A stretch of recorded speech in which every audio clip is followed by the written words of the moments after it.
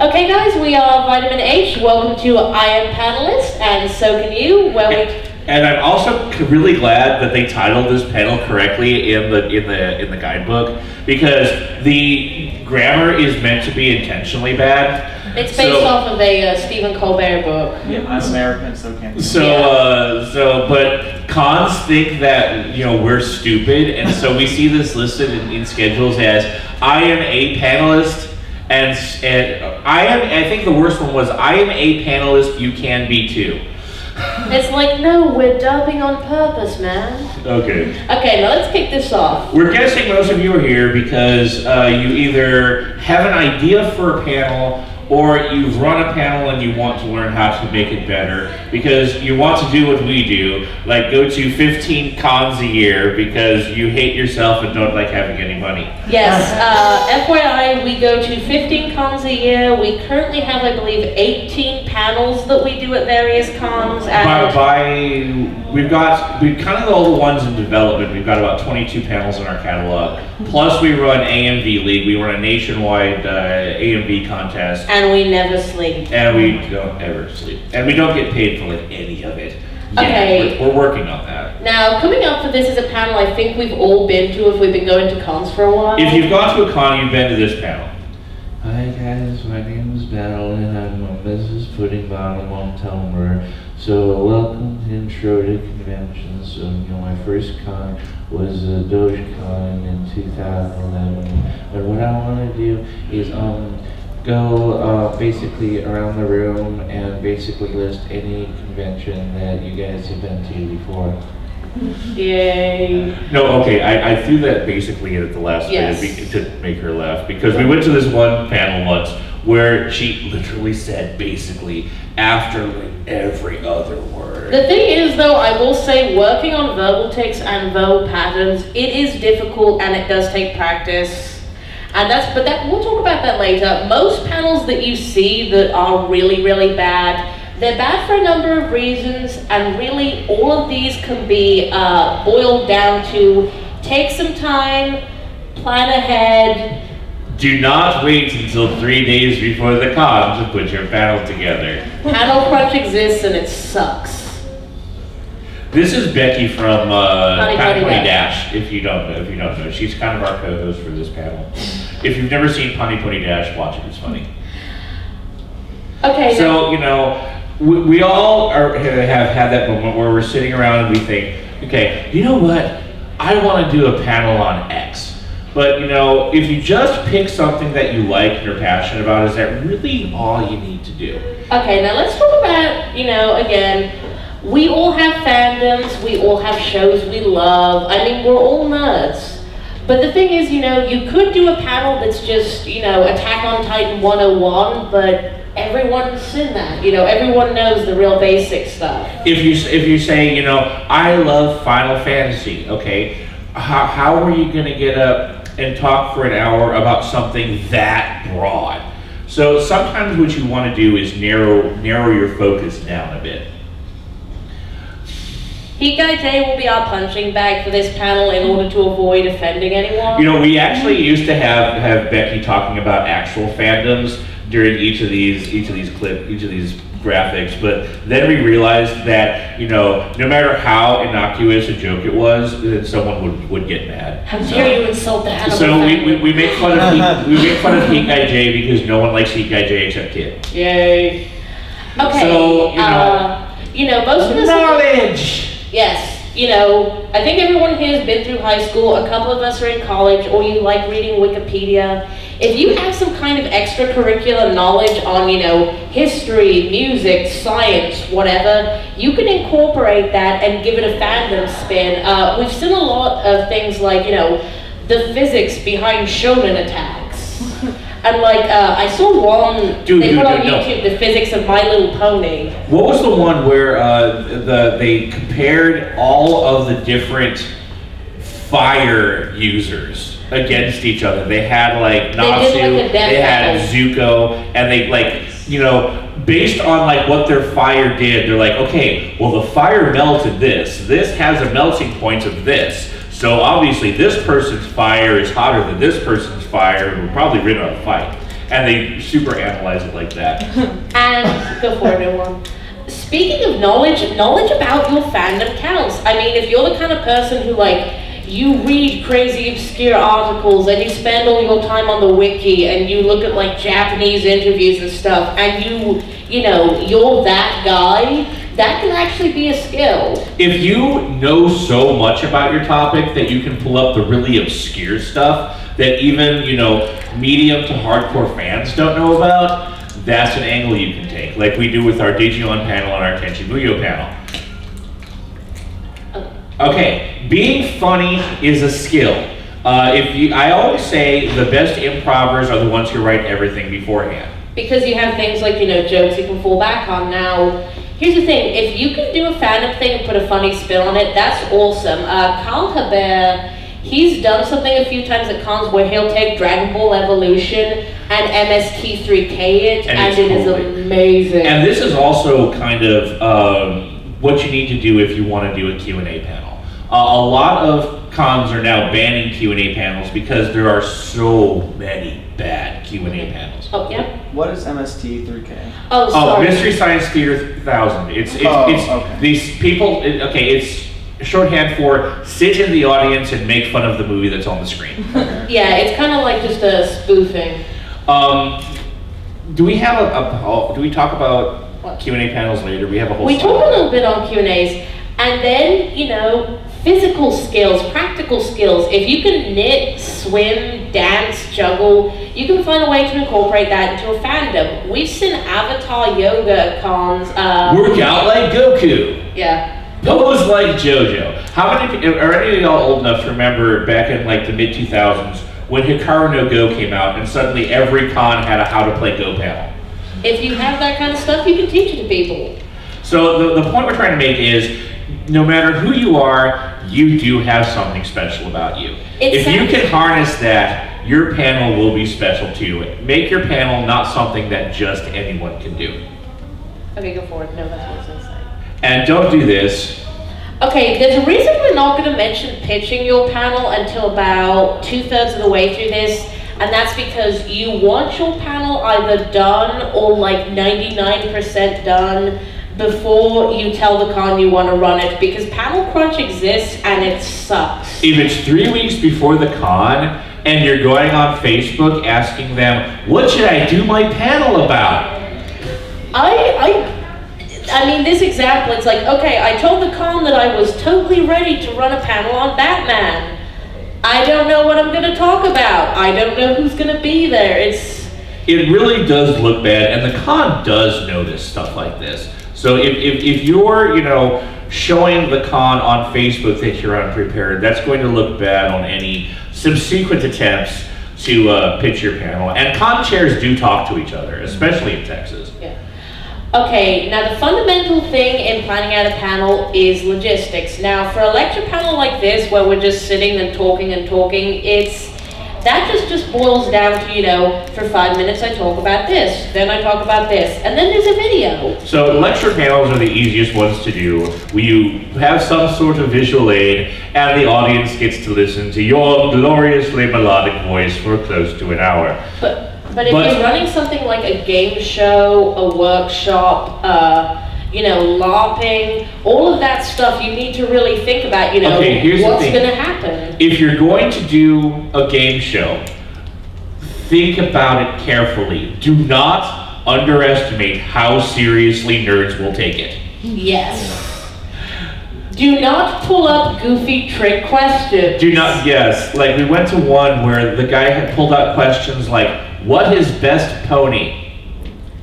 And the contestants... And there were actual prizes up there, and the contestants got so mad at him. The nerd rage, you could feel it in the air. And if you're going to come up with your own original game show... At the same time, also remember that you're only going to have an hour to do this. We went to another panel where this girl had invented a board game. And it was really good, and really complex, and really fun. But by the time she got done explaining how to play it, we only had about 20 minutes left in the panel to actually play it. And now I want to talk about Q&As, good ones and bad ones. The thing is, I imagine if you're following a lot of cons, you know some cons are really becoming uncool with Q&As. And the reason for that is because there have been a lot of Q&As where it's just, you know, it's like 12 people sitting up there, like half of them not even doing anything. There's also a lot of Q&As like this. Has anyone seen Oron? Who has seen Oron and can tell us what's wrong with this post? This dude is Kyoya. He needs everyone else in the show. This is the primary reason that Q&As are getting banned by cons, because people are getting their Q&As accepted, then going on Facebook and recruiting people ad nauseum. We've seen cases where, you know, it's at the con and there are people at the McDonald's across the street from the con still asking people to be in their panel. We actually need a new example of this though, because we've seen at some cons now, people will run like 3 or 4 Q&As at once and recruit for all of them, like, hey, can you cosplay Black Butler, Hannibal, Final Fantasy, or Harry Potter? Because I'm running 4 panels! And it's like, oh my gosh. So, you know, we'll talk later about why it's a bad idea to solicit co-panelists from the internet. At least have them be like an internet friend. But sometimes it goes the other way. Sometimes your fandom is a little too narrow. Now here's the thing, there are a couple panels that I've tried to do. I've tried to do like a Legacy of Kain panel and stuff. And sometimes when you pick a topic, you realize I can't fill this up with an hour. And also, you know, if you don't plan ahead, if you just think, you know, I love this, I'm just gonna BS for an hour, it never works. Yeah, like we've been asked, you know, can you guys do a Tokyo Ghoul panel? I'm like, okay, Tokyo Ghoul has run for like 1 season, and 2 seasons. You know, there's what, like 26 episodes now? Well, you could do like the manga and stuff, but the thing about yeah, but okay, you have, unless you just get up there and just retell the entire plot of Tokyo Ghoul, you're not going to have a lot to talk about for an hour. For stuff like Tenchi Muyo and Digimon, where you can go off the rails and it's an entire franchise that's been around for a lot of years and you can talk about all the obscure crud they've come up with, yeah, that's different. Now there's another type of panel that we call the list panel. This is where you just get up there and just read off a list of something. This is where you picked a really broad topic, like I'm going to say, you know, JRPGs, Pokemon games, and you're just like, you have so many things to talk about that you're like, okay, Earthbound is an RPG, you use a baseball bat, and Persona is an RPG, you date people, and you just like, you blitz through everything like you're trying to do a marathon. When you're planning your panel, I say do a little bit of math. Average panel, give yourself 50 minutes, okay? Because, you know, a lot of cons, you're going to have 50 minutes to talk about things. That gives you some buffer time in case things happen. Yeah. If you're going to talk about 50 things, that means you're only going to have 1 minute to talk about each of them. And conversely, if you have 5 things, you get 10 minutes. Right. Okay, now again, doing research. This is massively important, and I know this seems counterintuitive because it's like, dude, I love horror anime. I know them all. I'm smart. I know everything. But there is always going to be the well actually guy. Yes. Oh gosh, College Humor actually does a skit about this, because here's the thing. There are some people at panels who, you know, even if you say something like, I don't know, in the first scene of the movie. No, this happened to us. Is we're talking about Tenchi Muyo and we're like, okay, so in the first scene of the movie, blah, blah, blah, blah, blah happens and blah, blah, blah, blah, blah. And this guy sitting there goes, what the heck are you talking about? That happens in the second scene. Oh my God. Seriously, I mean, here's the thing. We're all nerds and we all love what we love, but there are people who take this crazy seriously and will be like, no, Gundam Seed came out after that show. No matter how stupid and pedantic it is, 1, it throws your game off, and 2, it still kind of makes you look bad. Because if you get the little stuff wrong, people are going to be like, well, do they know about the big stuff? Also, it is really hard to get back on track after you've been well actually. And while we say research is good, reciting the Wikipedia article verbatim is bad. Partially because it's boring, and also because, you know, Everyone knows that Naruto is a manga about a guy who wants to become Hokage, and it's been running for 10 billion years. So, one of the words we all learned in high school was paraphrasing. Your own words are awesome. Sometimes your own words are actually better than anything. I mean, for a lot of shows where for a lot of panels where we talk about multiple shows, I'll just sit down and be like, okay, how do I explain Heartful Boyfriend to someone? And then the thing you come up with, even if it's kind of jokey and silly, that's honestly more memorable a lot of the time. So now, while you're doing your research, and if you find anything cool, never, ever, ever assume you'll be able to find it on the internet again. If you have Microsoft Office, you have a program you've probably never used called OneNote. I am like the only person on the planet who uses this, but the cool thing about this is you can take screenshots of a section of your screen. You can copy and paste quotes and links, and then you can annotate and highlight and put sparkles on it, whatever it helps you remember it. It's like a scrapbook. So later on when you're making your PowerPoint, you can be like, I need a graphic here. Hey, I've got all the graphics I need in my OneNote. Can I throw in a random shout out real quick? Yes. One thing I forgot to add to this panel, if you were doing something on an old anime or you're using an obscure piece of art and the only thing you can find online is like 200 pixels of ass, there's actually a thing called the Waifu 2X upscaler, which will take anime images, double their size, and it actually looks good. So when you're actually making the panel, we all know about PowerPoint. Yeah, I know Prezi exists, but Prezi requires you to be connected to the internet, and you don't want to be connected to the internet at a con. Also, Prezi kind of does that whole spinning around camera thing does look kind of weird. Yep, yeah? Wait, is OneNote in Office, or is it a separate program? It's part of Office. Yeah. Even the basic edition of Office comes with OneNote. So, all right, so let's make a PowerPoint.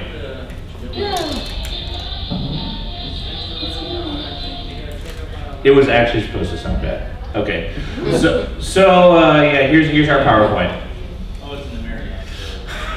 I have to say, Pip is my favorite Pokemon. You do know that neither of those are Pokemon, right? Now this is kind of, we've seen panels this bad, and then you have one of my pet peeves, which is 10 bullet points. Okay. Now I know back in high school when you were doing a presentation or something, you'd have to have like that summary list of bullet points just to prove to your teacher that you know what you're doing. But we're not in school right now, so you don't have to do this. It's the weekend, heck yeah! Alright, so Kurosawa Akira invented Pokemon in 1998. There were originally going to be 6 types of Pokemon. There was one called Missing Now, and then they started Pokemon the anime. Hey You Pikachu was terrible. Then Pokemon means, I want to write you a love song. I don't know why are all new Pokemon just random object. Now, the point I'm trying to make is your PowerPoint slide is not your script. Do not just read what's on the screen, because people can read with their eyes faster than you can read with your mouth, and by the time you get halfway through, the audience will have already read it. Oh, speed reading. Okay, now this is kind of the old style of bad PowerPoints, but we've seen something new pop up. This is the new style of bad PowerPoint. Plain white background, Calibri font, and one image. This is because, when you first open up PowerPoint, this template is what comes up, and a lot of people will just be like, okay, I need a picture of Dragon Quest. Okay, good, there's a picture. Now I'll write Dragon Quest. That's my slide. So you do want to, zazz your panel up a bit, make it so it's not boring for people to watch, but at the same time also don't do this. Oh my god. I love eye cancer, and I love dancing Pikachu. The thing is, that was actually just entire panelist memes because, yes. Okay, now here's the thing. PowerPoint actually has now some basic image editing features. You can and basic animation features. Yeah, you can put like some, some crappy filters over it. But the thing is, designing PowerPoint panels is actually both, it's kind of easier than you think in a way. The key word is readability. You want people to be able to read your text. You know, so you don't want to put the text over the focus of your image, meaning that if you have a person on your slide, that person's face is going to be the focus of the image. That's just how our brains are programmed. Now, one way to make slide backgrounds is go online, look for wallpapers. A lot of wallpapers, they'll have all the focus in the image is on the left or the right, and that way you can balance it out with text. And even with more complex images, you can look for dead space on the slide and be like, okay, text can go here, here, here. Now, we've got a quick rundown of how to make a good slide background. Now, this is actually from, usually in our 90-minute version of this, we'll talk about this in a bit more depth. But if you find a cool wallpaper, even if it doesn't really work, you can do some very basic image editing on it. Okay, now we're realigning this, kind of blurring it into the background, and then what you want to do is make the image as neutral as possible. You want to kind of mute the colors, make it so even if your background is really, really cool, it's not going to distract people from the main focus of the panel. Okay, keep going. Okay. And honestly, you should probably, yes.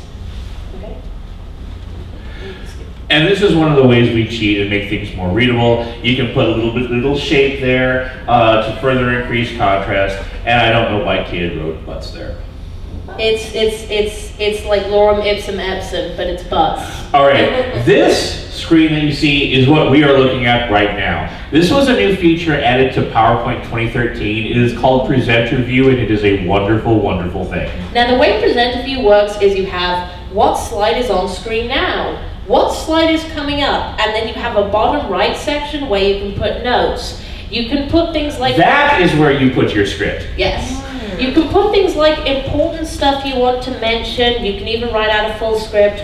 Or if you're the kind of person who gets sad really, really easily, you can leave yourself a little thing that's like, yay, go you. Presenter View also has an option where you can pull up something called Grid View. So you can actually skip between slides without having to do the old trick of just hit left really, really fast and hope people don't see. Now, so if you have something that you left in your panel that, oops, that picture is not safe for work, I can't show that, instead of having to hit right and hope nobody looks at it, you can just pull up Grid View, skip over that slide, and no one will be any the wiser. Now, I love this because I think this has a lot of potential. You can do things like our Takashi Miike panel where we ask people, you want to see a funny movie or a bloody movie? You can do things like those, we've seen like those... Choose your own adventure. Yes, the choose your own adventure panels. You could do that and have like backgrounds and different events pop up based on what the audience wants. Or sometimes, like we do with our horror panel, we're just like, okay, these guys really like violent anime. Let's show them a violent anime. And it's awesome. Okay, go for it.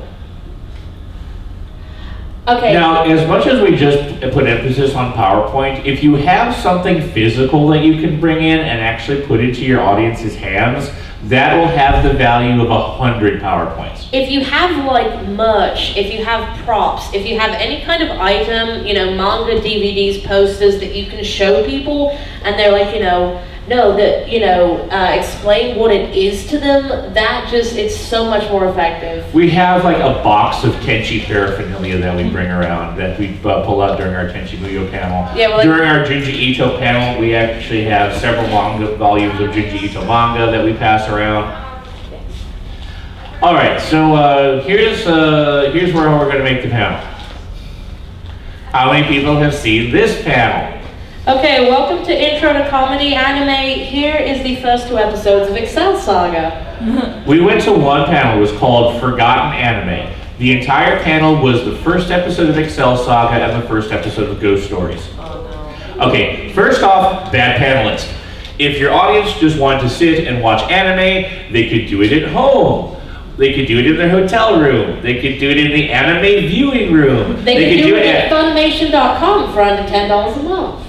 Hey. Yeah, support the anime industry. Secondly, saying we're just gonna watch the first few episodes is a pretty big giveaway that you couldn't think of anything you could do to fill your panel time. So you're just letting the TV do the panel for you like a bad parent. Okay, now let's talk about organization for a moment.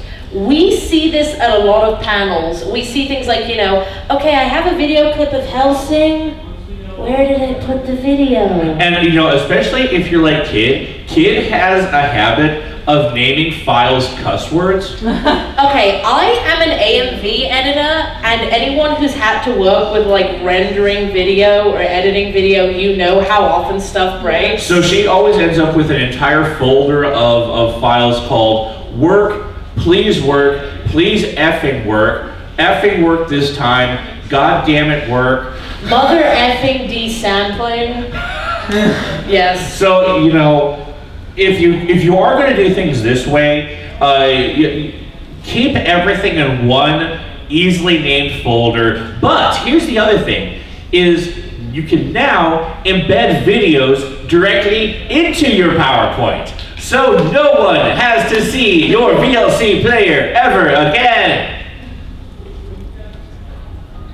Now this I love because, I don't know, it's the soundboard, but this I love because you can have the video clip on screen, but you can also have text to explain the video script. We do that with our Anime in America panel. You have tiny little clip of anime and then actual description of the anime. In our What the Film panel, what we'll do is we'll have the title of the anime at the top, the title of the movie at the top, then we have the video clip, and underneath it we put the licensing information. So we actually say, if someone's like, where can we buy this? You can buy it on Amazon Instant right now. And that's the other thing. If you do just up and show 2 episodes of a random anime, you can actually get the con in a whole buttload of trouble for doing that. Screening rights. Anything they show in the anime viewing room, they have to get permission and often pay for permission. They have to walk up to Justin Rojas and be like, can we please show this show? Which makes me wonder, we had this one con where they just showed a bunch of Disney movies in the viewing room, and I'm like, there is absolutely no way you got permission to show any of these. Okay, revision. Now this is one of the absolutely most critical things. Because here's the thing, when you're up at like 4 a.m. and you're like, yeah, here's the most important thing about Digimon, you will look at that the next day and be mortified. Or in our case, if I do anything, and then I will look at it and be mortified. A lot of our even this panel, the slide design for this, Pathos had to fix. Because by fix, I mean do the entire thing over from scratch. I don't understand composition or colors or words. And so, Pathos has to look at this and kind of fix it. But it is awesome if you have a friend who is a complete jerk. Because that way you have someone who will look at stuff you do and be like, I can't read that. That sucks. What does that word mean? So here's the thing. The point we're trying to make is, if the first time you do your panel is the day of the con, you're doing it wrong.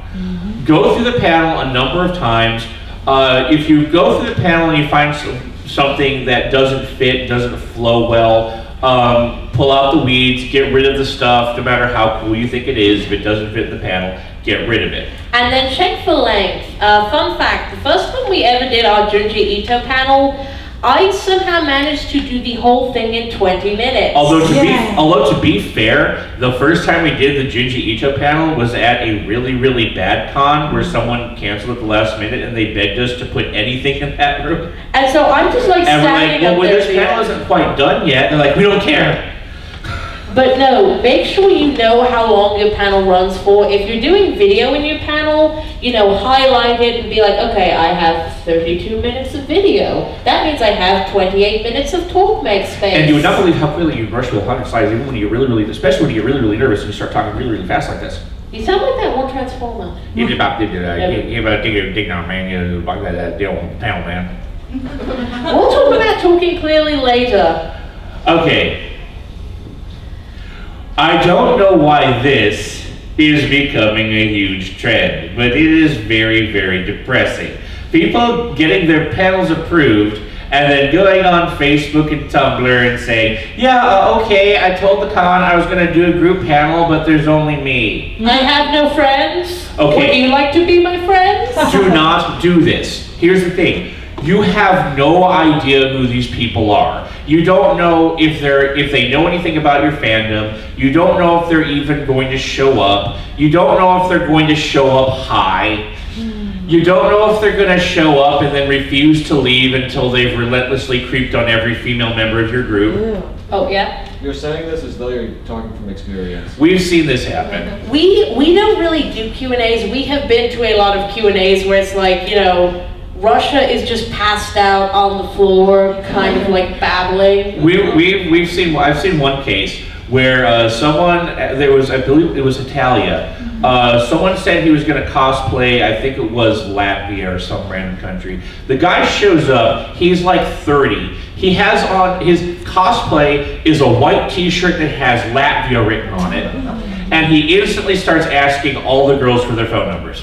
Here's the thing, if you want people to do your panel with you, make sure they're friends, make sure they're at least like Tumblr friends and you kind of know them. A lot of Q&As do interviews through Skype, so you can kind of take a look at these people and try and guess if they're sane. Okay, now when you're picking a panel, co-panelist, here's some things you need to keep in mind. Do they know anything about your fandom, you know? Do they know Black Butler? Do they know Game of Thrones? And then are they someone... And here's the thing. Being able to cosplay a character does not necessarily mean they know anything about the actual show. Yep. I love how I'm just about to say, like, do they have chemistry? And you're like, no, wait, screw you. But here's the thing, you need someone who you can actually talk with on stage and stuff, and someone you're like not nervous around. And will they actually contribute? One of the reasons we do this panel is because we went to another how to run a panel where we get there 10 minutes after the panel is supposed to start. Nothing has happened except 3 girls sitting at the front of the room. Okay. And they're Disney princesses. Finally, one shows up with Starbucks. She actually shows up 15 minutes late at Starbucks. Sets the Starbucks down, picks up the mic, and does the entire panel herself. The person who went to get Starbucks was the only one who actually talked the entire time. And the other 2 sat at the front of the room, and I could tell from the sound that they were playing Flappy Bird. Now, one thing I want to mention about contributing, you know, even if your friend isn't quite as knowledgeable as you, if they have a different perspective on things, like, you never saw Metal Gear Solid until I played through with it with you for the panel, but you're like, okay, this is my opinion on it. Well, that's the Popkiss effect. Yes. Well, no, there's also things like your ninja panel where I'm like, I know about the weapons and stuff, and I can be like, that's a cool poop weapon. For some reason, the only weapons I can remember involve poop. It's because it's Sunday morning. All right, let's talk about convincing the con that you're not a jerk. We made this slide as a joke, and not 2 or 3 months later, we went to a con, and in the program book, we kid you not, is a description exactly like this. Wow. It's like, we're going to talk about blah, blah, blah, blah, blah, blah, and maybe there'll be a game show. How do you not know if there's going to be a game show? There could be a holodeck malfunction and a game show just spontaneously happens out of thin air. Is the game show just going to apparate? Oh my, well, to be fair, I think with quantum physics, anything can happen. You're going to show up and be like, hey, look, there's a game show here. Okay, here's the thing. A panel pitch is supposed to be like a sales pitch. You are trying to convince the con to let you use some of their very expensive floor space so you can present something that will make the attendees very, very happy. So you do not want the con to think you only have 12% of a plan. You want them to think you have all of a plan. I understood that reference. Okay, panel pitches again. This is your first impression with the con. You want to be respectful to them. You want to give them details on exactly what you're going to do with their full space, and then you want to spell check. Yes, I know that we all think spelling is stupid, but if you don't submit, I mean, please use your English. Please don't write it like a 3 a.m. Tumblr post. Okay, so there are certain things conventions will want to know. This is a pretty exhaustive description. This is about what they asked for here at San Japan. Now, the thing about this is, depending on the size of the con, there will be different procedures. For example, Ushi-con is a very, very small con. Yeah, Ushi-con, you just send them an email and you say, I'm just going to say, I'm going to run a panel on the history of Gundam. And they're like, great! Awesome, do it! And then there's Anime Central. Anime Central, which is one of the largest cons in the country, has you write a 500-word essay on every single panel that you submit to them. This sucks when you have about 15 panels you want to run. I seriously sat there for like 4 hours being like, I know a lot about Tenshi Muyo. I will talk about many things. Please consider me. And even if you've never run a panel before, don't lie, because con chairs talk to each other, especially in Texas. But you know, treat it like a job application. Come up with all your best points, and even if you're like, I took a semester of public speaking. Even if you've never done a panel before, if you've done public speaking, if you've done any kind of management, customer service, whatever, be like, you know, I have dealt with people one time. I may be able to do it again. Okay, original is good, obtuse is bad, people don't read. Chances are the title of your panel will be the only thing they look at before deciding whether or not to go to it. We've actually seen, I saw a Code Geass panel once that it was something like, what was it? It was robots and pizza. And unless you've seen Code Geass, you're not going to know that's Code Geass. Okay. So here's an example of a good free-form description. Now, Kid says this is too... Oh, I say it's a bit of an overachiever. No, I think this is exactly what cons are going to look for. Because the thing is, you want to describe, you know, I'm going to talk about these subtopics. I'd like to have a projector, please. And, you know, I've either been a panelist or I haven't been a panelist, but I'm still really cool. That will honestly be received much better than just like a random incoherent thing of, okay, I like Naruto, it's a good show, I have a Naruto shirt.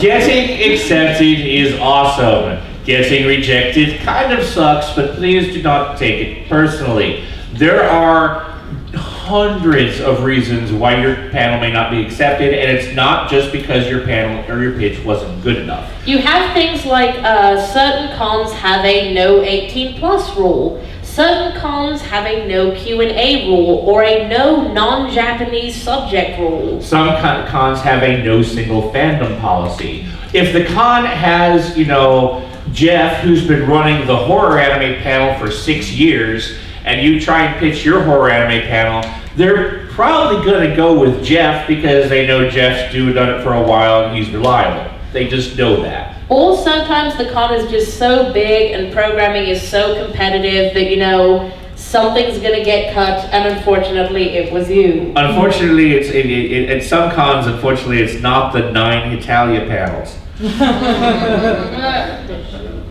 I don't know what to say about that.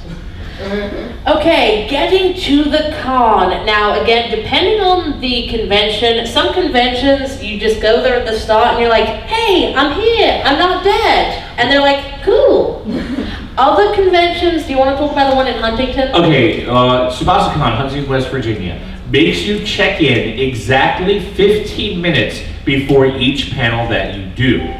Because they have such a problem with people no-showing. Like there was once where we were like, you know, it's like 25 minutes beforehand, can we go ahead and check in? And the lady was like, no, you still have time to run. I love that because it makes it so, like the panel sound like some kind of death labyrinth. Would still escape. We've learned that this con, if you have the first panel of the day, you probably want to get there an extra half an hour early because nothing will be set up. And if you have time before your panel, like take a look at the room you're going to be in. Like, how big is it? Are there chairs? Is there a projector screen? You know, if you need tables for your panel, you want to go there pretty early and make sure there are tables. So you have time to go grab a staffer and say, we need tables. At which point the staffer will be like, tables? Wait, who was in charge of tables? We gotta kill that guy. Delivery stuff. Oh yeah. Keep an eye on how fast you're talking. Lots of people talk very fast when they're nervous. If you're new at this and it helps you with anxiety, it's kind of okay to like keep your eye on your script. But you know, to do a proper public speaking, you do want to kind of look back and forth at all the various people in your audience. If it's a small audience like this, you can eye contact fairly generally. If you have a huge audience, like in the what's the word? Like the in the AMV Republica contest. or in the ballroom, yes. If you're running like an AMV contest and you have like a 400-person audience, you obviously can't eye contact everybody, but you just kind of like cast your gaze back and forth. It makes the delivery better. Also, breathing is incredibly important because remember to breathe. Again, when you're nervous or if you're talking fast or if you're not used to public speaking, it is really, really easy to just run on and on and on until you panel yourself into an asthma attack. And if you are unconscious, you will not be able to deliver a good panel. You will not be very entertaining when you are on the ground going, right. Black Butler is really good. Black Butler. Okay. So this is a technique. This is my goofy technique. We call it the Jackie. Because I love sleeping dogs. So what you want to do is you want to, when you're trying to figure out how you want to deliver your panel, you want to pretend that sitting in that empty seat right there is your friend Jackie. And Jackie knows nothing about your topic. So how would you want to tell Jackie about your topic that would make Jackie interested in learning more about it? Like when someone goes to your panel, you know, it's almost like trying to recruit them into a fandom, and you know, you want to make them think, yes, this is something really, really cool and fascinating. I want to do it forever. We saw a bad panel once where the girl. Well, the Junji Ito panel was terrible. Okay. But the one I'm talking about is one where the girl is sitting in the front of the room, literally reading out of a textbook. Oh she looked depressed and miserable, like her teacher had given her an assignment and forced her to do a panel. And it's like, is this really how you tell your best friend about samurai? It also didn't help that she knew absolutely nothing about her topic. She had never heard of the Sengoku period or Oda Nobunaga. Oh my god. No, that is, you take your best friend to Starbucks and then you get a big book and you're like, hey, did you know about sewing? Sewing is great. You just force them to sit there. Let me tell you about Homestuck. No! The doors will be locked until you've sufficiently absorbed Homestuck. So a few guidelines, you know, you should have a rough idea of how long into the panel you are, but kind of get an idea, be like, okay, 20 minutes in, I should be about here in the presentation, and you know, try and avoid going on long tangents. That's actually another really good thing about PresenterView. There is a clock of what time it is, and there's also a clock of how long you've had the PowerPoint open, so you can be like, oh god, it's 4:30, what do I do? Keep it PG, unless it is an 18+ panel. Do not cuss. There is no better way to get blacklisted from a convention than to say F words in front of children's parents. Yes. Woo. And then we have, I want to talk about skipping the self-intro. A lot of panels, you know, if you've been cosplaying for a long time or doing panels for a long time, there is this temptation to be like, hey, look at my blog and my bank account. It's not just that, it's also some people feel the need to get in front of the room and spend 25-30 minutes justifying why they have the right to be in front of the room. Here's the thing, if the con has put you in front of the room, there's going to be an assumption in the audience that you're there for a reason and you know what you're talking about. You don't need to spend 30 minutes listing every single con and accolade you have ever gotten in your entire life. And when we say don't rant, we kind of messed over that one. Unless it's the entire point of your panel, don't get sidetracked ranting about stuff you hate. Make your panel about the things you love. Woo. Love and peace. For example, a horror anime panel. I really don't like Corpse Party, VOV. I mean, I love the video game, but I don't like the anime, so I don't talk about it because positivity goes, it goes over better than negativity. So I just like forget to mention it casually. Let's talk about stage fright. Okay, I will fully admit that I have non-specific Tumblr syndrome. I'm just one of those people who everything makes me sad for no good reason. So, okay, did anyone here get to see Tunes That Go Bump in the Night? The one that we did yesterday. We have done that panel, you know, dozens and dozens of times. But at this one con we went to, there was a heckler. And the heckler was sitting in the front row, and every time a clip would come up, he'd be like, "Oh God, that enemy sucks!" And then I'm just sitting there like, the things I like are bad, and I should feel bad. Oh no! I was like, here's the thing. Don't you just want to pet her head? I used to take that stuff to heart. I'm getting better at it, but it is really easy to fluff up.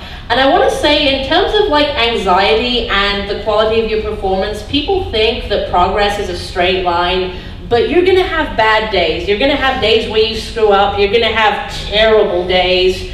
But the thing is, you know, you're getting, am I getting better? You are. No. And no matter how bad your panel goes or how bad you feel about it, there will be at least one person who after the panel comes up and says, "This was awesome, you've made my con! I love Beyblade! I love Beyblade!" And here's the thing, conversely, no matter how good your panel is, there will be like one dude sitting in the back who's like, you need to check your nostalgia goggles on Beyblade.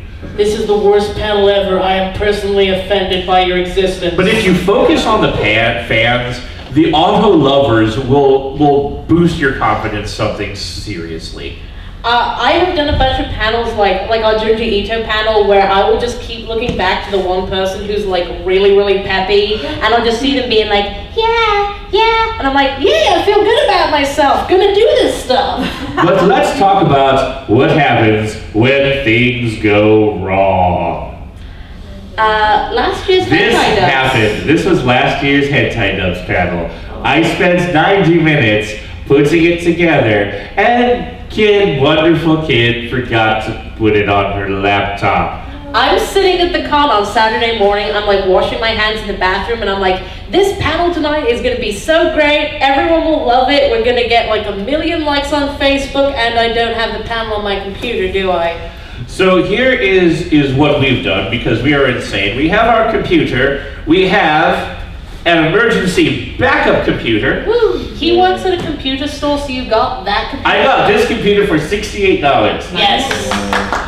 In our toolbox, we have an external hard drive with all of our panels on it. So if if both our computers go kaput, we can beg for someone's and still have all of our panels done. We'll take Croz's computer. Or if we do something really stupid, like copy over an earlier version of the panel that wasn't done, like I did. We did that with our Digimon panel. We had like the version from like 2 years ago, and so we're like, wait, the hard drive has the good one.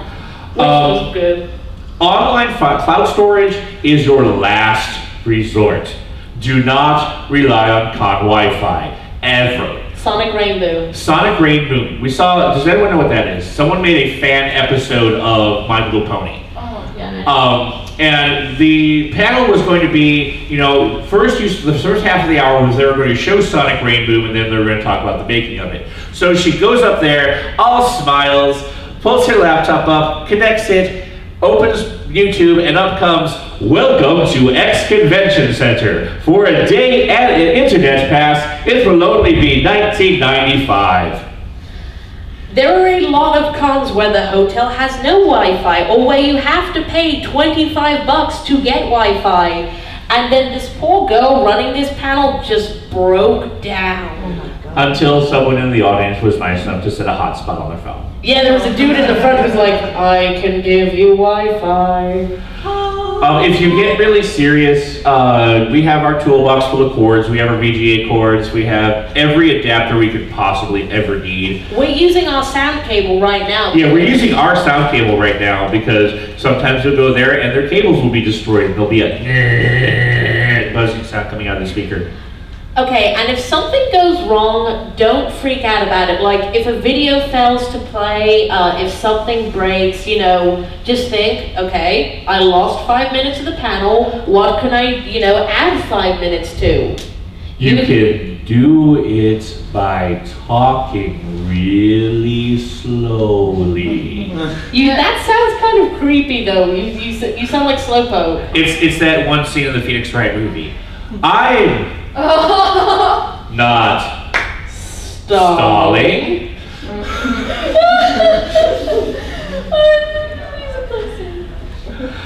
Now, after the panel ends, take a deep breath, relax, thank everyone, and then pimp your website. Do not pimp yourself at the start, pimp yourself at the end. Now, if you go to the next slide real quick. We have a personal, usually we have a personal policy not to take questions at the end of a panel. This one we often do just because this is specifically a how-to panel. But here's the thing, questions aren't inherently bad, it's just the unpredictability. And sometimes, as we're going to explain in a minute, when someone puts their hand up, you have no idea what's about to happen. Okay, here's the thing. Sometimes something insane will happen. There are 4 types of questions that anyone will ask you. First up, we have the good questions. This is an amazing question. It opens up deep discussion, it's engaging, and it will take 20 minutes to answer it. To answer it would derail the panel. So here's the thing to keep in mind. Every minute you spend talking about something you hadn't planned on talking about is a minute you can't spend talking about what you had planned on talking about. And the other thing is, the other people in the audience aren't going to care about this one person's question. About spending 20, you can't spend 10 minutes having a one-on-one conversation. The panel is for everyone. But of course, most questions you ask will be like this. Now these ones I like to call the fluff question or the fandom meme question. It's stuff like, what is your favorite episode? Who do you ship? What was the first time you watched the show? You hear these all the time in the voice actor panels. There are the 4 questions that they always get asked. What's your favorite character? What's your favorite show? What's the funniest thing you've ever said in the booth? And how do I become a voice actor?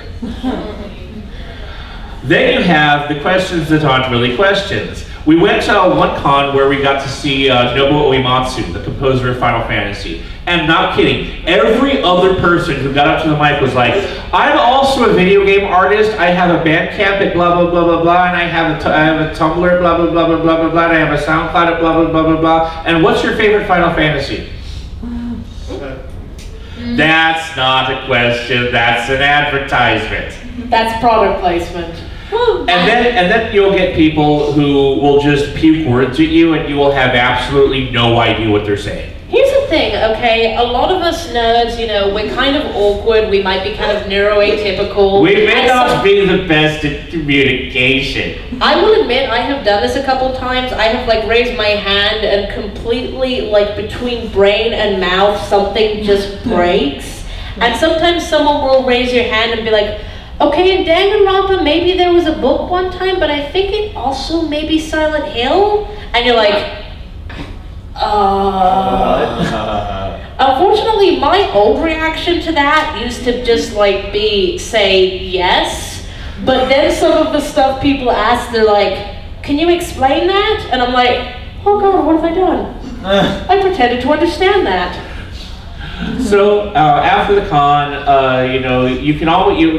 there's always room for improvement at any panel that you do. Kind of make notes of what worked, what didn't work, and then do what we do and just don't act on any of it until you pull it out the next con. And you're like, oh wait, I never did this. Okay, go forward one. Surprisingly, this is one of the areas where audience feedback is really, really useful because, like at a horror anime panel, someone's like, have you seen Terraformers?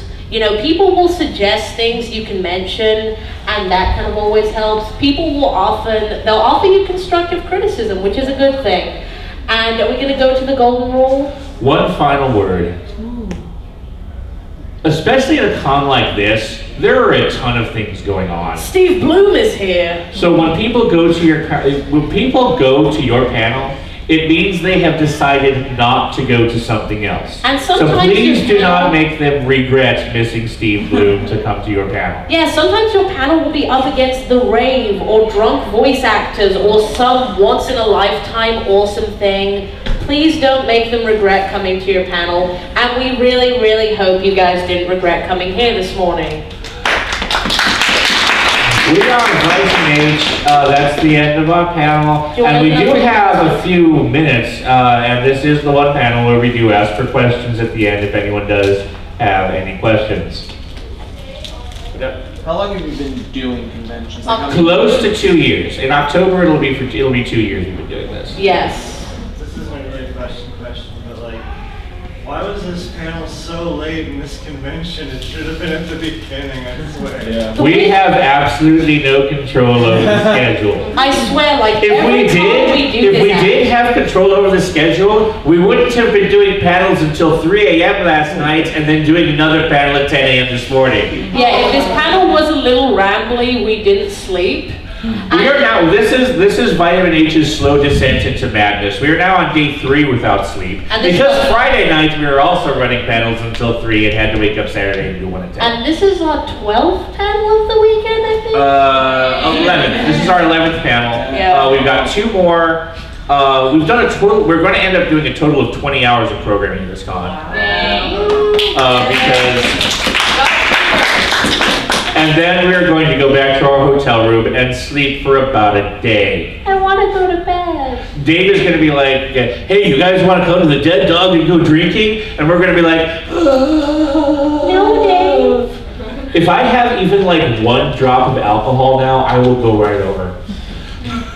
But we have, I just want to say, you know, we've done 11 panels this weekend. This The has two been a that are coming blast. up, the two that are coming up are True History of the Ninja, which is going to be right in Republic right there, and then later today we'll have the Twisted Worlds of Jinji Ito, if you want to see some really cool horror manga. And I just wanted to say for a minute, this weekend has been an absolute blast. We've got to do panels with like amazing people. We've talked to so many cool guys. Just like, we love you guys so much. Aww.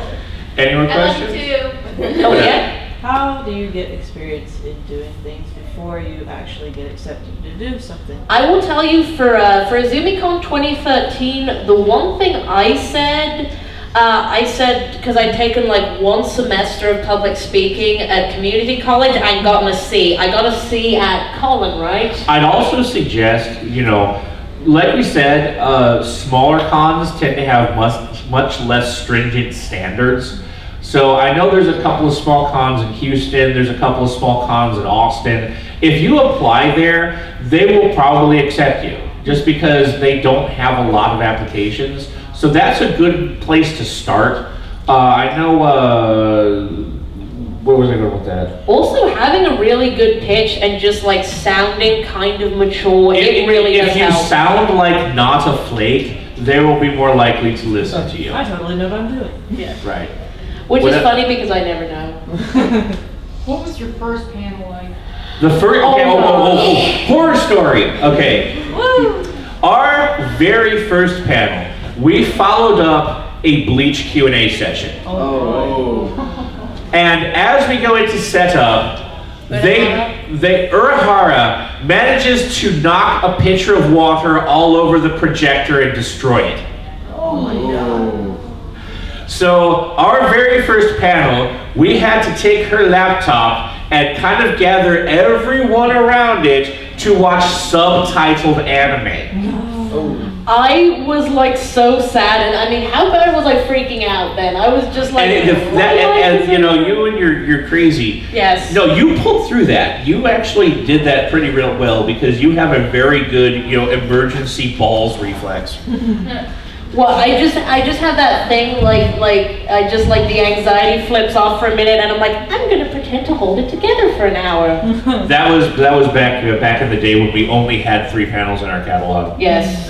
The first con we did pitch 3 panels. We pitched the hentai panel. We had a hentai panel, Tunes That Go Bump in the Night, the horror panel, and Weird Film. What the Film, our weird Japanese cinema panel. Those were our first 3. Speaking of terrible panel names, What the Film, when we first named it, I was like, you know, it'd be a really cool name name Nihon Eiga, movies that will blow your mind. People showed up expecting way more violent movies. So that's why we changed it to What the Film, because they're really not violent, they're just weird. I will tell you though, if you do this, no matter how the first time goes, it does get better. It Gets Better by Greg Ayers. No, because, no. Go. Should you reference other panels you did at other cons?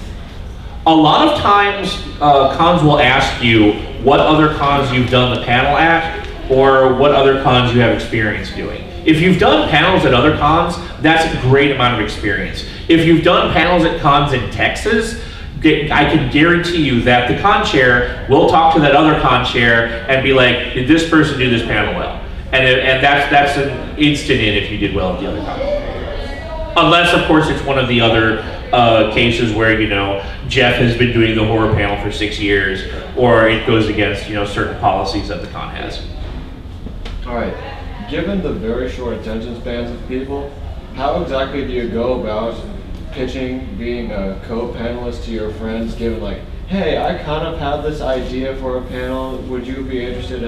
There's nothing official yet. All you do is ask them if they're either going to help you or flake out. And honestly, believe it or not, this oftentimes ends up being more fun than you'd think, because there are things where I'm like, oh my gosh, I found a 1980s spooky anime, let's do it. Although you just kind of tolerate my enthusiasm. He tolerates also my fascination with obscure Tenchi Muyo stuff, and I'm like, did you know they released a book in like a print run of 300 and stuff happens, and you're just like... And you tolerate my fascination with history and maps. Woo. Okay, this is probably the last question. What's up? If you know that you're not going to make it to your panel, what is the best way? If things happen and you can't make it to your panel, tell the con as soon as possible. If you either send an email to send an email or a Facebook message to the events director, the programming director, say, look, I'm really sorry, a bunch of stuff came up, I'm not going to be able to make it. The con will usually, kind of accept that. If it's, the day of, and, your car breaks down, and, you're, 10 miles from the con, do what you can. Anime Fest. Don't just not show up. If you not show up, that's when the con will get very, very angry at you, and then you will not do another panel at that con, and then you will probably not do another panel at any con in Texas because con chairs talk to each other. Actually, Anime Fest last year. Unless you're crazy like us and your car breaks down and you have a kid that you can shove a backpack into her hand and say, the train station is that way, go. I seriously had to walk down, I think it was the 635.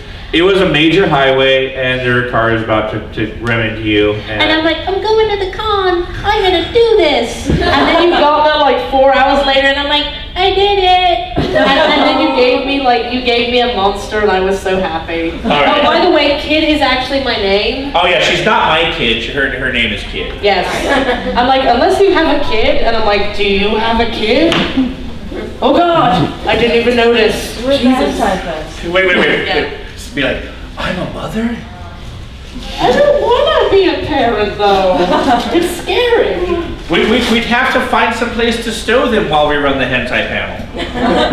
All right. And we just put the baby in a small basket turned away from the terrifying anime.